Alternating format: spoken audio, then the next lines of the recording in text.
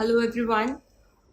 जल्दी के इस लाइव सेशन में एक बार फिर से आप तमाम दर्शकों का बहुत बहुत स्वागत है।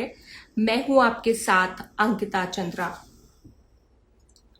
तो आज का जो हमारा विषय है जिस पर आज हम बातचीत करने वाले हैं वो है मेंस्ट्रुअल इरेगुलरिटी। आखिर किन कारणों से जो मेंस्ट्रुएशन साइकिल है वो इरेगुलर हो जाता है और क्यों पीरियड अफेक्टेड हो जाता है। कभी हेवी पीरियड्स की समस्या होती है तो कभी एब्सेंस ऑफ पीरियड्स की समस्या होती है। आखिर ऐसा क्यों होता है, इसके पीछे के कारण क्या है, इसे ही आज हम समझने की कोशिश करेंगे और साथ ही हम ये जानेंगे कि इसके लिए ट्रीटमेंट क्या है, किस तरह के रेमेडीज इसके लिए अपनाने चाहिए। साथ ही साथ ये भी जानेंगे कि अगर किसी की पीरियड साइकिल इरेगुलर हो गई है तो उसके लिए किस तरह के डायग्नोसिस को वो अपना सकती है। लेकिन इसके लिए एक डॉक्टर की सलाह बहुत ज्यादा महत्वपूर्ण होती है, बहुत ज्यादा मायने रखती है। इसलिए आज हमने ये विषय उठाया है क्योंकि बहुत सारे लोग ये पूछ रहे थे कि आखिर इसके पीछे की वजह क्या है। और आज बहुत सारी महिलाएं जो है, इवन लड़कियां जो है, एडोलेसेंट पीरियड में इस तरह की समस्या का सामना कर रही हैं, एब्सेंट पीरियड का सामना कर रही हैं। इसलिए आज हमने इस विषय को उठाया है और आज हम जानने और समझने की कोशिश करेंगे। इस पूरे विषय को पूरी तरह से विस्तार से जानेंगे। और अगर इस विषय पर के लिए आपके मन में कोई सवाल है तो आप सवाल हमसे पूछे, हम डॉक्टर तक उन सवालों को पहुंचाएंगे और आपके जवाब उनसे पाएंगे। तो आज हमारे साथ जो डॉक्टर जुड़ने वाली हैं वो है डॉक्टर स्नेहा, जो गायनेकोलॉजिस्ट है और ऑब्स्टेट्रिशियन है, इनफर्टिलिटी एक्सपर्ट भी है और वो हमें विस्तार से इस पर जानकारी देंगी। तो अब मैं उन्हें यहाँ कनेक्ट करने की कोशिश करती हूँ, उनसे हम बातचीत करेंगे, उनसे हम समझने की कोशिश करेंगे इस विषय पर। और डॉक्टर स्नेहा, आपका बहुत बहुत स्वागत है जल्दी के इस लाइव सेशन में। Hi Ankita, thank you so much. आपने मुझे इनवाइट किया इस टॉक के लिए। ये बहुत ही, जैसे आपने कहा, बहुत ही बड़ा विषय है। काफी जरूरी है कि महिलाओं तक, लड़कियों तक ये टॉपिक जाए, उनके साथ ये डिस्कस हो, क्योंकि ये एक ऐसा पहलू है एक महिला की जीवन का जो कि बहुत ही अहम हिस्सा है। जी बट डिस्पाइट दैट, वो होते हुए इसको लेके काफी प्रश्न रहते हैं और काफी महिलाओं को इसके बारे में कुछ नहीं पता रहता है।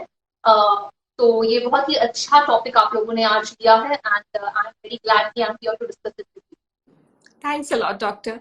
तो जैसे आज हम इस विषय पर चर्चा करेंगे, लेकिन उससे पहले हम आपसे जानना चाहेंगे कि आपकी ये जो थ्रू आउट जर्नी रही है वो कैसी रही है। आप अपनी एक्सपीरियंस के बारे में कुछ बताएं। Well, I am from a very typical Indian family, जिसमें पेरेंट्स हमेशा चाहते थे कि फैमिली में कोई डॉक्टर बने and fortunately I was the one two become a doctor. I think सारे, जब सब लोग, जब बच्चे रहते हैं, हम जब बहुत यंग रहते हैं, we always, everybody has an ambition, तभी मैं डॉक्टर बनूं। तो I was lucky enough and thankfully I work hard enough to make this कम।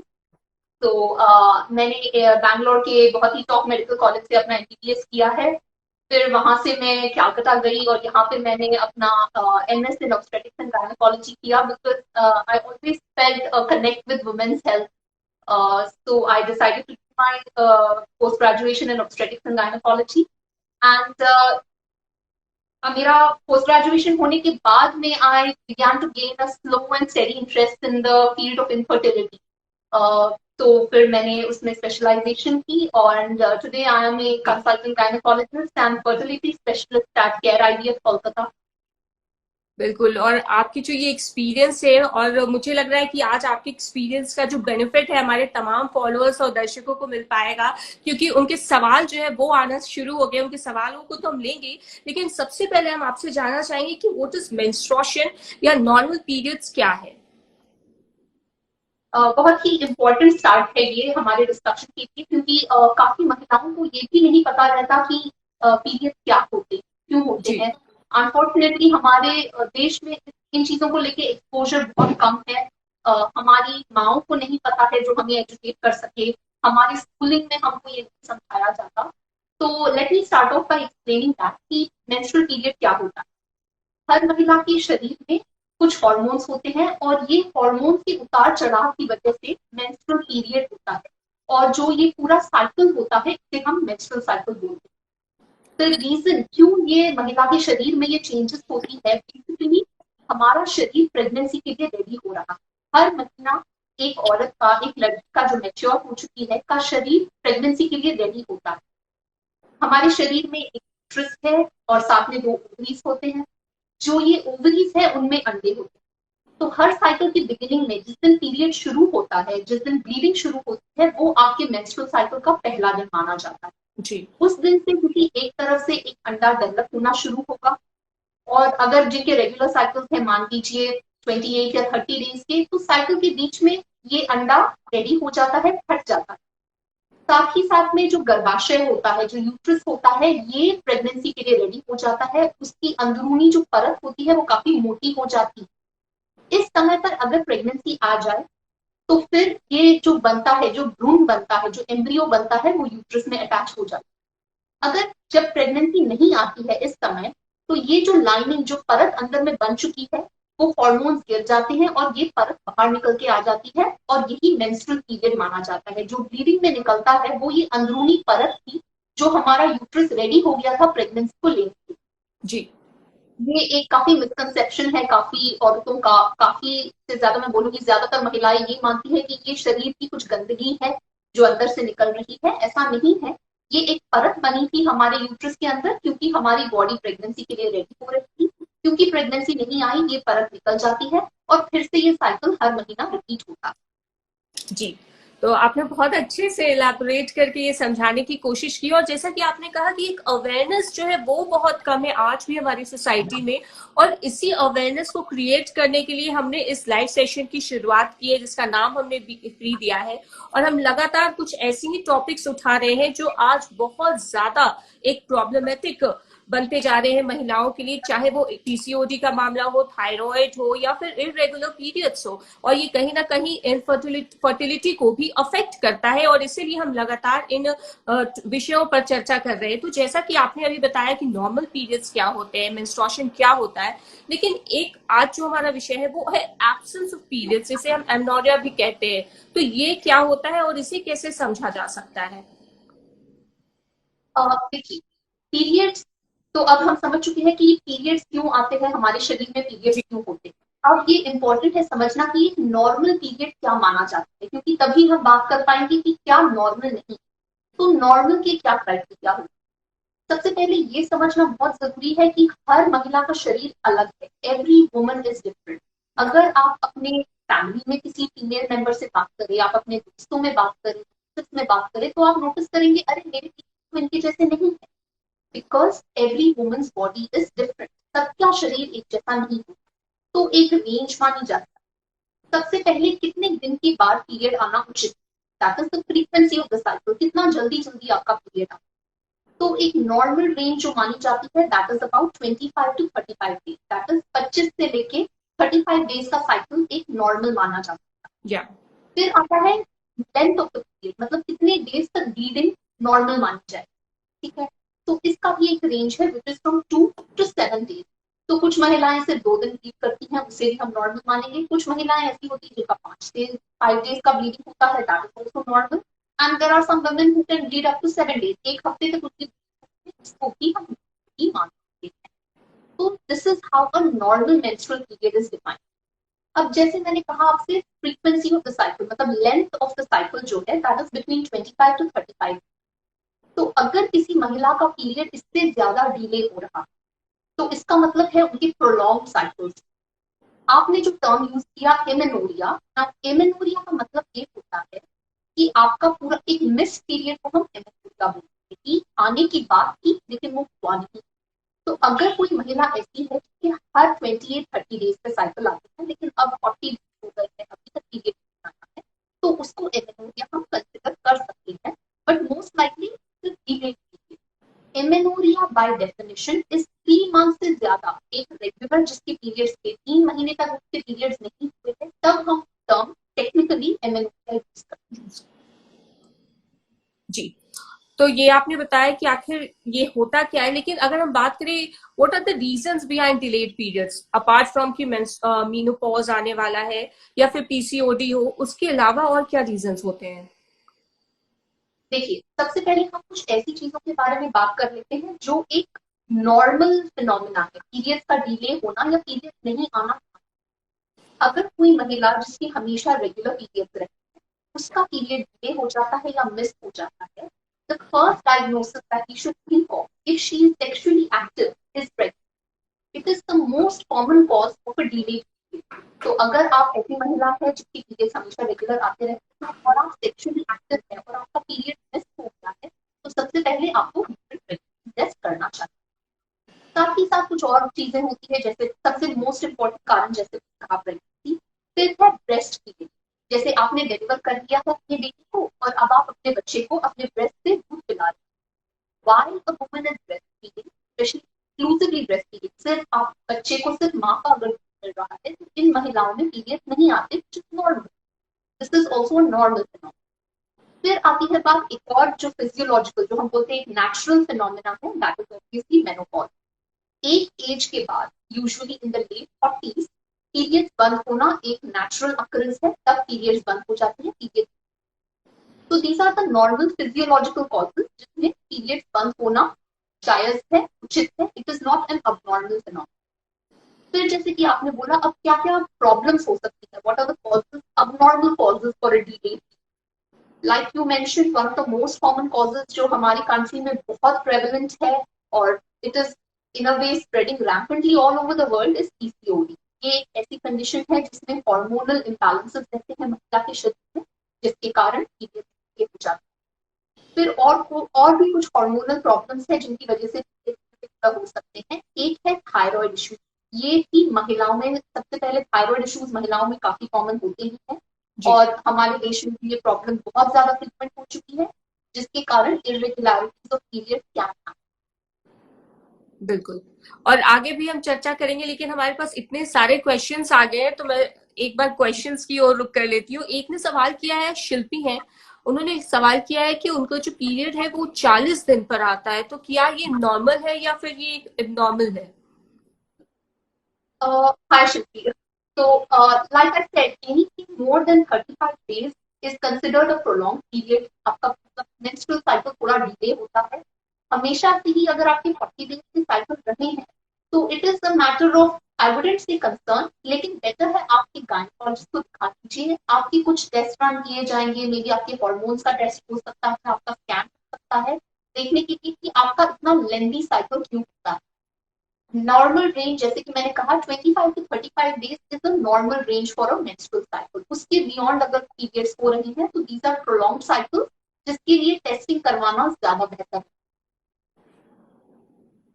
और यहाँ पर सोनाली ने सवाल किया है कि उनके पीरियड्स पहले रेगुलर थे, लेकिन अब जो है वो कहीं ना कहीं इरेगुलर होते जा रहे हैं और ब्लीडिंग होती भी है तो सिर्फ 2 दिन होती है, ऐसा क्यों?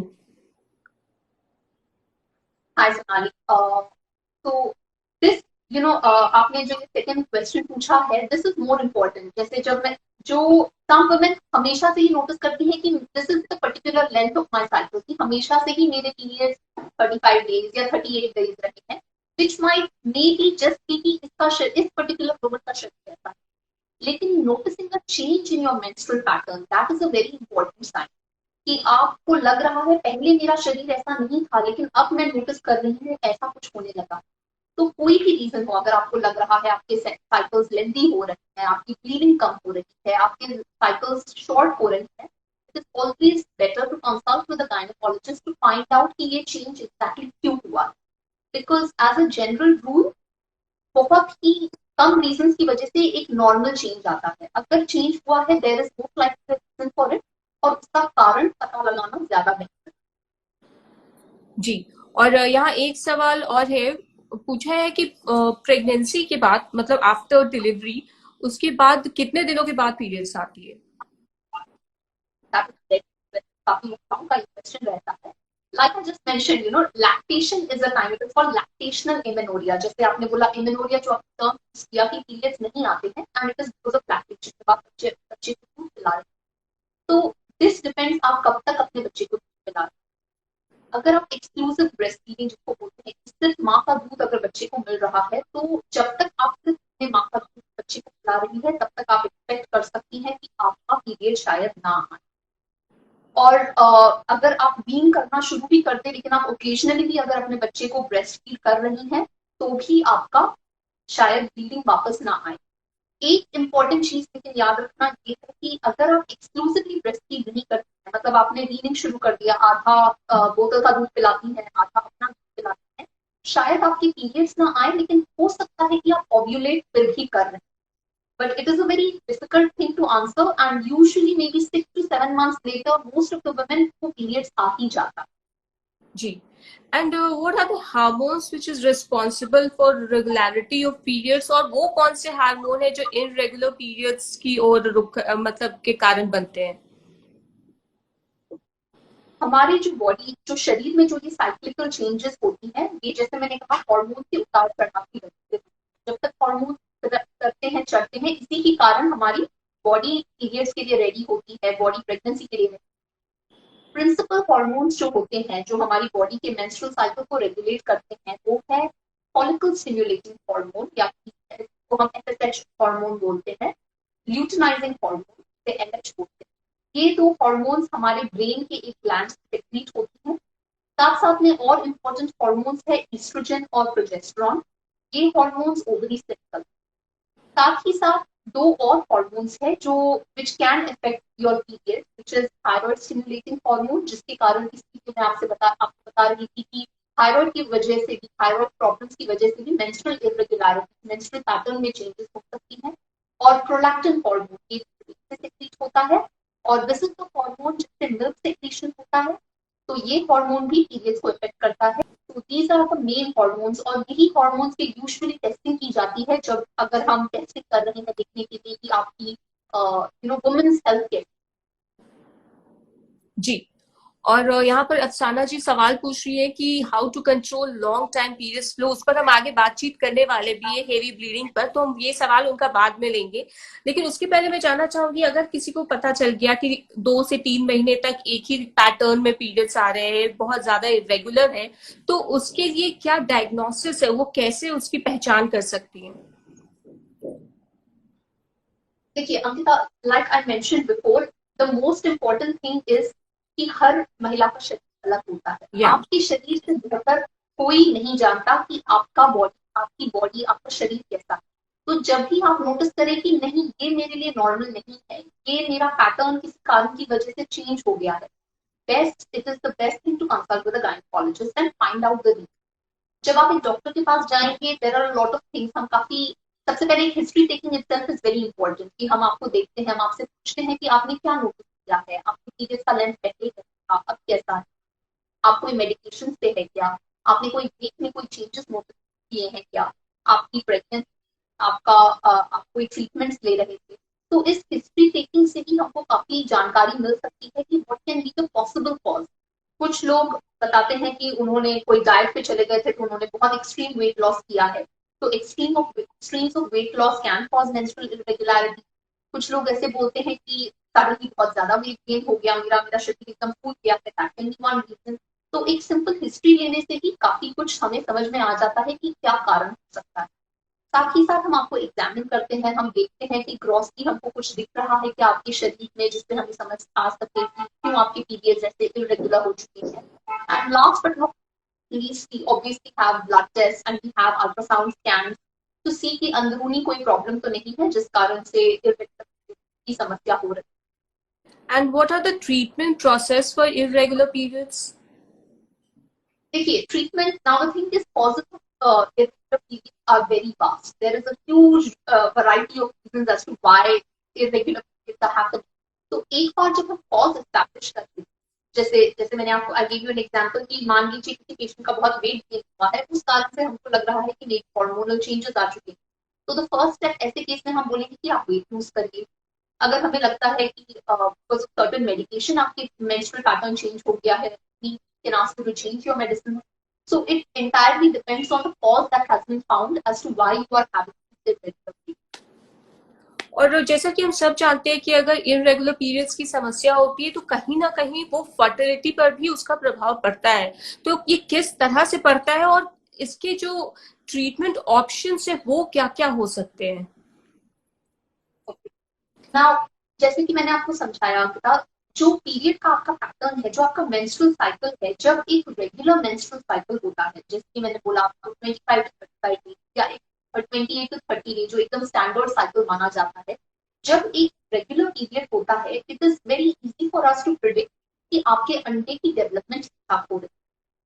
Some women who have irregular periods, अगर आपके पीरियड रेगुलर नहीं है, it is an indirect indicator कि शायद आपकी एग डेवलपमेंट ठीक ठाक से नहीं, especially women who have a very prolonged cycle, जिनके पीरियड्स 2 या 3 महीने बार आते हैं या फिर शायद बिना मेडिकेशन के आते ही नहीं है, there is a very high chance, बहुत ज्यादा चांसेस है कि ओव्यूलेशन मतलब उनका अंडे का डेवलपमेंट और जो फॉलिकल फट के अंडा रिलीज करता है वो मोस्ट लाइकली नेचुरली नहीं हो रही। और जब आपकी ओव्यूलेशन नहीं हो रही है, जब आपकी एग डेवलपमेंट ठीक ठाक नहीं हो रही है, तो getting pregnant naturally is very difficult. So this is the reason how irregular periods affect your chances of getting pregnant. जी। और अगर आपके हार्मोनल लेवल बहुत अबनॉर्मल है, अगर आपका प्रोलैक्टिन बहुत हाई है, अगर आपका थायराइड अनकंट्रोल्ड है, तो these things can also affect your chances of getting pregnant and आपकी प्रेगनेंसी पे इफेक्ट पड़ सकता है। और रचना ने इसी से जुड़ा सवाल किया है, क्या इरेगुलर पीरियड्स में प्रेगनेंसी संभव है? संभव है, yes, of course। देखिए, क्योंकि कुछ महिलाएं जो होती हैं जिनकी हमेशा से ही पीरियड इरेगुलर रही है, कोई फिक्स पैटर्न नहीं है, कभी उनका 24 डेज में आ जाता है, कभी 40 डेज में आ जाता है, कभी कभी कभी तो नॉर्मल एकदम 30 डेज पे होता है।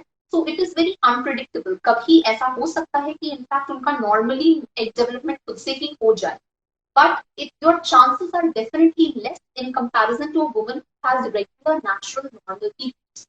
और इरेगुलर पीरियड्स का अगर कॉज पता लगेगा कि मान लीजिए कोई हार्मोनल प्रॉब्लम की वजह से आपका एक पीरियड इरेगुलर हो चुका है, उसके ट्रीटमेंट करने से yes it is definitely possible to get pregnant. और अगर किसी महिला का पीरियड्स पूरी तरह से इरेगुलर हो गया है तो उन्हें क्या कुछ करना चाहिए, क्या मेजर्स उन्हें अपनाने चाहिए इसे कंट्रोल करने के लिए? One of the most common causes today of irregular periods, prolonged menstrual cycle या delayed periods is PCOS, like I just said. And PCOS is very much associated with weight gain. ठीक है, excess of weight बहुत ज्यादा common है in PCOS women. So one of the first measures जो हम बोलते हैं महिलाओं को जिनका PCOS diagnosis हो चुका है, कि आपका first line management है कि आप अपना weight control में लाएं। You have to bring your weight in the ideal range. आपको रेगुलर डाइट और हेल्थ एक्सरसाइज करने के बाद आपके वेट को नॉर्मलाइज करके आप अपने वेट को रेगुलर बना सकती है, समटाइम्स इवन विदाउट मेडिकेशन। काफी बार ऐसा देखा जाता है पीसीओएस महिलाओं में कि वो एक्सरसाइज शुरू करती हैं, अच्छा डाइट लेने लगती है, हेल्दी हो जाती है, तो उनके पीरियड्स खुद से ही रेगुलर हो जाते हैं। तो you don't always need medication. Excess of anything is bad. बहुत एक्सट्रीम एक्सरसाइज करना, बहुत ज्यादा ड्रास्टिक वेट लॉस कर लेना, medications without supervision लेना, especially hormonal medication, तो all these things अगर आप इन चीजों पे कट डाउन करें, एक हेल्दी लाइफस्टाइल मेंटेन करें, आपके स्ट्रेस को एकदम मिनिमल रखने की कोशिश करेंगी, तो ये सारी चीजें will have a positive and a healthy impact on your menstrual। और जैसे कि आपने अभी मेडिकेशन की बात की, तो इसमें कॉन्ट्रासेप्टिव पिल्स की भी बहुत मतलब एक भूमिका हो सकती है, एक वाइटल रोल प्ले करता है पीरियड्स को इरेगुलर कभी कभी करने में। Contraceptive pills as such don't cause irregular। It is usually जब महिलाएं contraceptive pills are hormonal medications most of the time, and hormonal medications have to be taken very carefully and exactly as instructed। जैसे आपको बोला गया है आपको वैसे ही लेना है, क्योंकि आप ये आर्टिफिशियल हार्मोन्स ले रहे हैं। काफी बार महिलाएं पिल्स मिस कर देती हैं, कोर्स जो उनका होता है वो ठीक से नहीं लेती। This is one major cause of irregular. अगर आपको कॉन्ट्रासेप्टिव पिल्स या हार्मोनल पिल्स दी जा रही है, इट इज वेरी एसेंशियल कि आप उस इंस्ट्रक्शन को एकदम केयरफुली फॉलो करें, क्योंकि अगर आपने पिल्स मिस कर दी तो फिर आपके साइकिल्स इरेगुलर हो जाएंगे एज अ होल। लेकिन जिन महिलाओं के पीरियड्स खुद से नहीं आते, जिनको पीसीओएस की बहुत सिवियर प्रॉब्लम है, contraceptive pills when taken correctly can actually help the problem. It is actually one of the treatments for irregular. जी। और अक्सर देखा जाता है कि महिलाओं में क्या होता है कि जो घर में मौजूद चीजें हैं उसे यूज करके बहुत चीजों को वो कंट्रोल करने की कोशिश करती हैं। तो कभी या तो आप कहते हैं कि कोरिएंडर वाटर या कोरिएंडर से टी बना के महिलाएं पी लेती है उसे रेगुलेट करने के लिए, तो क्या वाकई ये सब इफेक्टिव होते हैं या फिर ट्रीटमेंट की ओर रुख करना चाहिए? देखिए कोई हार्म नहीं, जो सो कॉल्ड घरेलू नुस्खे जो हम या बोलते हैं, इनका कहीं से कुछ साइंटिफिक बेसिस रहा ही होगा, और कुछ महिलाएं एक्चुअली बहुत अच्छा रिस्पॉन्ड भी करती हैं इनको। तो क्योंकि इन चीजों में को लेने में कोई क्षति नहीं है, I would not advise somebody कि ये आपको प्रॉब्लम करेगा, आप बंद कर दीजिए। But as a scientific basis I am not really sure how much it would help. I think most of it has to do with maintaining a healthy lifestyle. आप अच्छे से अपना खान पान रखिए, बाहर का खाना itself can contribute a lot. जी। एक ने पूछा है कि आखिर मुझे कब तक इंतजार करना चाहिए कि मेरा पीरियड इरेगुलर है, कब मुझे डॉक्टर से मिलने की आवश्यकता होगी?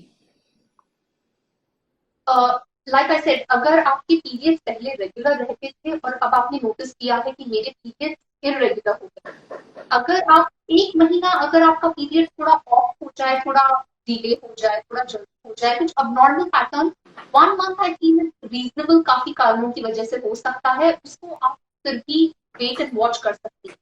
Anything more than, if you are noticing a consistent change in the pattern of your period for more than 3 months, आपने 3 महीने से देखा कि नहीं कुछ डिफरेंट हो रहा है जो पहले था, तो you should definitely consult the gynaecologist.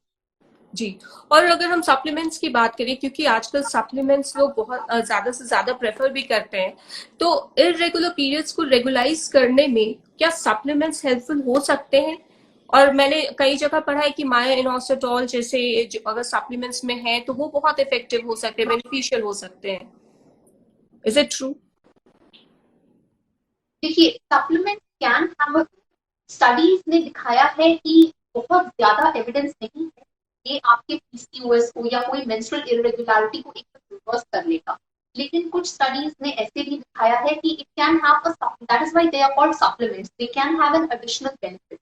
So there is no harm in taking them as long as they have been prescribed by a doctor. As a gynecologist, हम भी mannostol काफी बार लोगों को प्रिस्क्राइब करते हैं। लेकिन कोई महिला जिसके पीरियड्स इरेगुलर है और वो ओवर द काउंटर मायोनिसोटॉल ले ले, I would not recommend that, because there are certain diagnosis जिसके लिए myoinositol is helpful, like a case of PCOS. लेकिन इरेगुलर पीरियड्स हमेशा शायद इस वजह से नहीं है। तो आपको अगर आपका कॉज पता है, आपके डॉक्टर ने आपको बोला है कि आपकी ये प्रॉब्लम है और इसके लिए आपको ये मेडिकेशन रेकमेंड किया गया है, यस यू कैन टेक दो सप्लीमेंट्स। इरेगुलर पीरियड्स अगर एक समस्या बनती जा रही है, तो वही दूसरी और एक और समस्या है हेवी पीरियड्स, हेवी ब्लीडिंग। आखिर ये क्यों होता है? अंकिता, सबसे पहले it is very important to define menstrual bleeding, या क्योंकि काफी महिलाओं को यही समझ में नहीं आता कि क्या इससे मैं हेवी हो सकती हूँ। So first of all, like I mention, the range is between 2 to 7 days can be considered normal. ठीक है, तो 7 days तक पीरियड भी नॉर्मल माना जाता है। 8 days के बियॉन्ड अगर आपका पीरियड चल रहा है, then it is heavy menstrual bleeding. फिर आता है क्वांटिफाई करना, which is quite difficult. In scientific as doctors हम एक नंबर मेंशन करते हैं, दैट इज 80 ml। अगर आपका blood loss in one menstrual cycle is more than 80 ml, then it is a heavy menstrual bleed, जो कि कहीं महिला ऑब्वियसली मुझे नहीं लगता कोई भी मेजर कर सकता है। या तो another way of defining it is, अगर आपको हर 2 घंटे में अपने पैड्स बदलने पड़ रहे हैं, that is a heavy menstrual. अगर आपको रात में कम से कम 2 बार उठना पड़ता है आपके पैड्स चेंज करने के लिए, उसको हेवी मेंस्ट्रुअल बोलते हैं। अगर आप पीरियड्स के समय पर क्लॉट्स, मतलब मोटा मोटा खून पास करती हैं जो कि 1 सेंटीमीटर से ज्यादा साइज में है, इसको हेवी मेंस्ट्रुअल ब्लीडिंग बोलते हैं। And the most important criteria for heavy menstrual bleeding is, अगर आपकी ऐसी ब्लीडिंग हो रही है जिसकी वजह से आप अपना नॉर्मल काम नहीं कर पाते, जिसकी वजह से आप अपने नॉर्मल सोशल एक्टिविटीज या अपने वर्क रिलेटेड एक्टिविटीज नहीं कर पाती, that will be classified as a heavy menstrual bleeding. आपको किसी भी आपके पैड्स देखने की जरूरत नहीं है, आपके नंबर ऑफ डेज देखने की जरूरत नहीं है। अगर आपकी लाइफ में आपका पीरियड्स इंटरफियर कर रहा है, इसका मतलब आपके पीरियड्स है और आपको डॉक्टर से डेफिनेटली मिलना चाहिए। बिल्कुल। ये अभी आगे भी इस विषय पर चर्चा करेंगे, और इस बीच एक सवाल ले लेते हैं। वो लगातार सपना जी पूछ रही हैं कि उन्हें पीरियड्स आने की पहली स्किन पे इतनी ईचिंग बहुत ज्यादा क्यों होने लगती है बॉडी में? पीरियड्स के दिनों में? देखिए द प्री मेंस्ट्रुअल फेज, जो पीरियड्स आने से बस पहले जो एक फेज रहती है ना, is a very unique phase for all women. Her women का एक डिफरेंट इंडिकेटर होता है कि मेरे पीरियड्स आने वाले हैं। कुछ लोगों को हेडेक्स होने लगते हैं, कुछ लोगों को बैकएक होने लगता है, कुछ लोगों को अब्डोमिनल पेन होता है, कुछ लोग बोलते हैं कि थाइस में मुझे दर्द होने लगता है, काफी लोगों को मूड चेंजेस बहुत सिवियर होते हैं। So this is called PMS. But itching as such is not, is very difficult to say कि इचिंग पर्टिकुलरली क्यों इनको होगी। इट इज बेटर कि अगर वो एक गायनेकोलॉजिस्ट को दिखा लें और अपना एक एग्जामिनेशन कर ले कि स्पेशली कौन कौन से रीजन में इचिंग हो सकती है। But the pre menstrual phase is a very very delicate and a very individual thing. काफी लोगों को काफी तरह की सिम्टम्स होते हैं जिससे उनको समझ में आ जाता है कि जी। और जैसा कि हम अभी हेवी ब्लीडिंग की बात कर रहे थे, तो इसके पीछे मेन कॉजेस क्या है? आखिर किन वजहों से ये समस्या होती है? देखिए हैवी मेंस्ट्रुअल ब्लीडिंग के कारण मोस्ट ऑफ द टाइम हम हमेशा पहले पेशेंट की एज देख के हम डिफाइन करने की कोशिश करते हैं। तो अगर कोई लड़की हमारे पास आती है जिसके पीरियड्स अभी अभी शुरू हुए हैं, तो उस एज में वो जो प्यूबर्टी का फेज होता है, it is quite common, it is very very frequent to have heavy menstrual bleeding. Because ये लड़कियां काफी यंग होती है, उनकी बॉडी अभी तक पूरी मेच्योर नहीं की है, तो इसके कारण उनके पीरियड भी रेगुलर नहीं होते। आप अगर देखेंगे कि एकदम जब पहले पहले आते हैं, पहले 1-2 साल पीरियड काफी इरेगुलर रहते हैं, तो जब पीरियड्स इरेगुलर और रहेंगे तो हेवी होने के चांसेस ज्यादा रहते हैं। So that can be considered one of the normal ranges की अभी अभी पीरियड शुरू हुआ है तब शायद हेवी मेंस्ट्रुअल हो सकती है। फिर एक फेज के बाद, एक पीरियड शुरू होने के 1 या 2 साल के बाद यूजुअली एक फिक्स पैटर्न हो जाता है। और इस एज में लेकिन अगर कोई नोटिस करे कि उनके पीरियड बहुत ज्यादा हैवी हो रहे हैं, तो फिर एक कारण जो काफी कॉमन है दैट इज फाइब्रॉइड्स, मतलब यूट्रस के अंदर छोटी छोटी गांठें होती है। ये यूजुअली 30s में देखते हैं और इसकी वजह से काफी महिलाओं को पीरियड्स हैवी होने की प्रॉब्लम हो सकती है। एंडोमेट्रियोसिस एक और रीजन है जिसमें जो यूट्रस की अंदरूनी परत होती है वो यूट्रस के बाहर निकल के आ जाती है, जिसके कारण हेवी मेंस्ट्रुअल ब्लीडिंग आ सकती है। तो कई प्रकार के रीजन है। And specially towards the end of the menstrual menstruation also, मतलब जो पेरीमेनोपॉज का एज ग्रुप होता है, जी। उस उम्र की महिलाओं में भी heavy menstrual bleeding is quite common because of hormonal changes, because of fibroid. So these can be the. और इसी से रिलेटेड एक सवाल लतिका जी ने पूछा है। उनका सवाल है क्या हेवी ब्लीडिंग के कारण उन्हें आगे चल के फ्यूचर में प्रेगनेंसी में कोई दिक्कत आ सकती है या कंसीव करने में? देखिए दैट एंटायरली डिपेंड्स ऑन आपकी हेवी मेंस्ट्रुअल ब्लीडिंग का कॉज क्या है।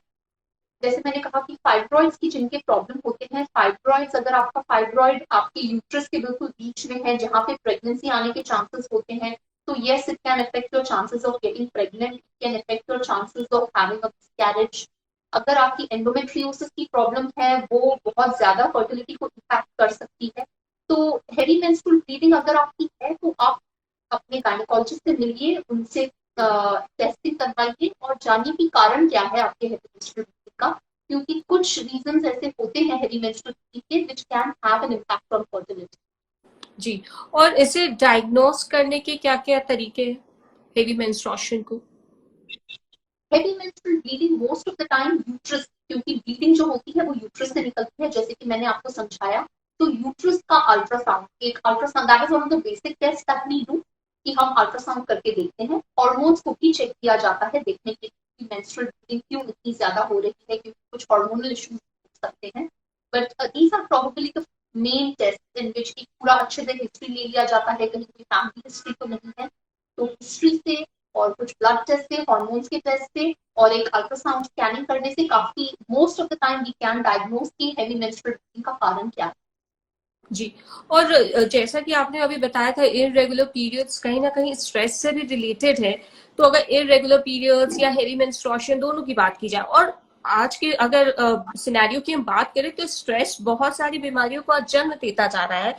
तो इस पर आप क्या कहेंगी कि स्ट्रेस हर किसी को थोड़ा कम लेना चाहिए या नहीं लेना चाहिए? देखिए ऐसे तो कोई नहीं बोलेगा कि स्ट्रेस या लेना चाहिए या देना चाहिए। But yes it can, now like I told कि जो मेन हॉर्मोन्स जो हमारे सेक्रीट होते हैं, जो हमारे मेंस्ट्रुअल साइकिल को रेगुलेट करते हैं, these are all secreted by the brain, and there is a lot of complex interplay between a lot of the hormones and your mental stress levels can affect those. तो that can definitely have a role कि आपके periods irregular हो रहे हैं.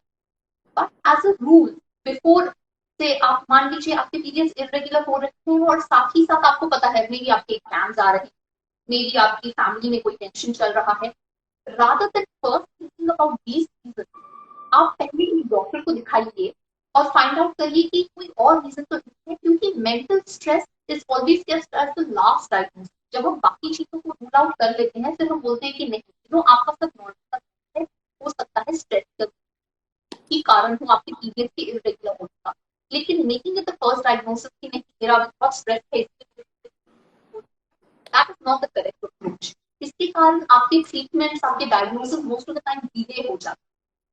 जी, और जिस तरह से आप अभी आपने बताया कि इरेगुलर पीरियड से किस तरह से फर्टिलिटी पे अफेक्ट पड़ता है, तो क्या हेवी मेंस्ट्रुएशन से भी फर्टाइल हेल्थ पर इम्पैक्ट पड़ता है? Yes, like I said, कि मतलब जो मेन कॉजेज है हेवी मेंस्ट्रुअल पीरियड्स के, specially in the reproductive age जिसको हम बोलते हैं, somebody who's in their 20, somebody who's in their 30, इस एज में अगर आपको हेवी मेंस्ट्रुअल ब्लीडिंग हो रहा है तो हम डाउट करें कि आपको एंडोमेट्रियोसिस तो नहीं, क्योंकि एंडोमेट्रियोसिस एक ऐसी कंडीशन है जो फर्टिलिटी पे बहुत ज्यादा इम्पैक्ट करती है.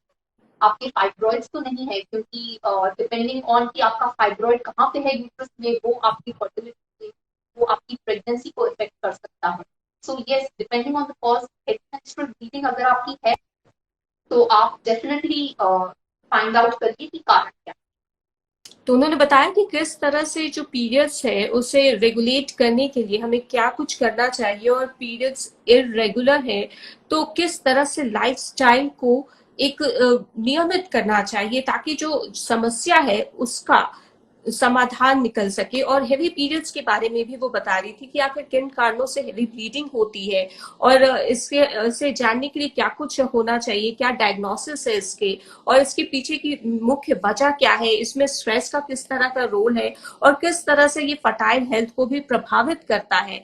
तो ये तमाम चीजें जो है डॉक्टर स्नेहा आज हमें बता रही थी. मैं उम्मीद करती हूँ कि आप तमाम लोगों ने जो सवाल पूछे उनके जवाब आपको मिल गए होंगे, और आज का हमारा ये सेशन यही पे अब समाप्त होता है.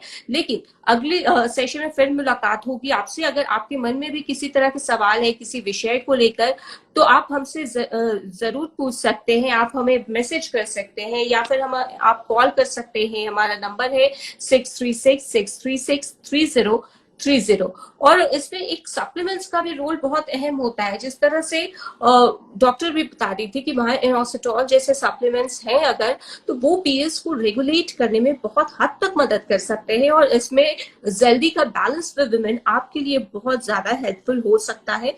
तो अगर आपको इस प्रोडक्ट को लेकर, इस सप्लीमेंट को लेकर किसी भी तरह का कंफ्यूजन है तो इस कंफ्यूजन को दूर करने के लिए आप हमारे जल्दी कनेक्ट के इंस्टा हैंडल पेज पे जाके तमाम वीडियोस देख सकते हैं हमारे सप्लीमेंट से रिलेटेड, या फिर आप हमारे यूट्यूब पेज पे विजिट कर सकते हैं.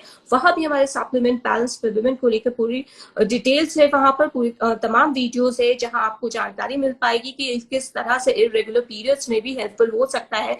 फर्टाइल हेल्थ के लिए बहुत ज्यादा अच्छा है ये हमारा जल्दी का जो सप्लीमेंट है बैलेंस विद विमेन. पीसीओडी में बहुत ज्यादा हेल्पफुल हो सकता है, या फिर थायराइड की समस्या के लिए भी कई हद तक ये मदद कर सकता है आपकी. तो इसी के साथ आज के हमारे लाइव सेशन में फिलहाल इतना ही. फिर होगी आपसे मुलाकात. तब तक के लिए stay happy, stay healthy, and always stay with Zeldi. Thank you.